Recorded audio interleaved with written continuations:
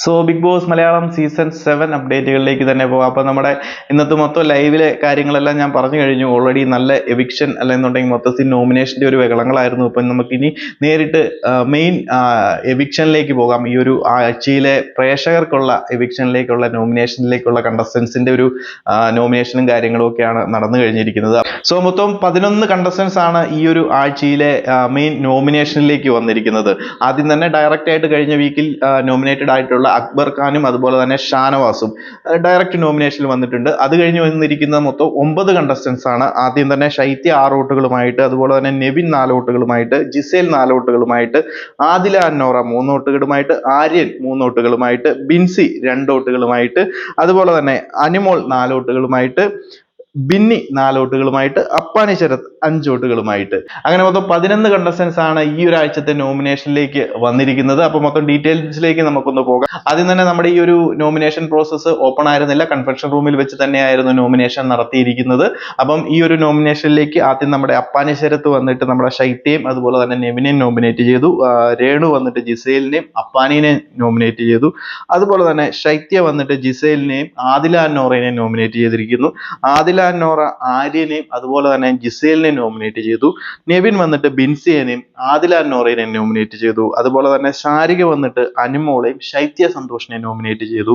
Gizele വന്നിട്ട് ബിന്നിനെയും അനിമോളെയും nominate ചെയ്തു. രണ ഫാത്തിമ വന്നിട്ട് നമ്മുടെ ബിൻസിനെയും ശൈത്യനെയും നോമിനേറ്റ് ചെയ്തു.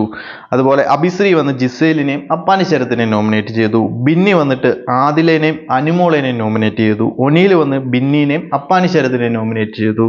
അതുപോലെ അക്ബർ ഖാൻ വന്നിട്ട് ശൈത്യനെയും നെവിനെയും നോമിനേറ്റ് ചെയ്തു. ഇനി സരിക വന്ന് ആര്യനെയും അഭിശ്രീനെയും നോമിനേറ്റ് ചെയ്തു. ആര്യൻ വന്നിട്ട് ബിന്നിനെയും നെവിനെയും നോമിനേറ്റ് ചെയ്തു. അനിമോൾ വന്ന് ബിന്നിനെയും നെവിനെയും നോമിനേറ്റ് ചെയ്തു. അനീഷ് വന്നിട്ട് അപ്പാനി ശരത്തിനെയും ശൈത്യനെയും നോമിനേറ്റ് ചെയ്തു. ഷാനവാസ് വന്നിട്ട് അപ്പാനി ശരത്തിനെയും ആര്യനെയും നോമിനേറ്റ് ചെയ്തു.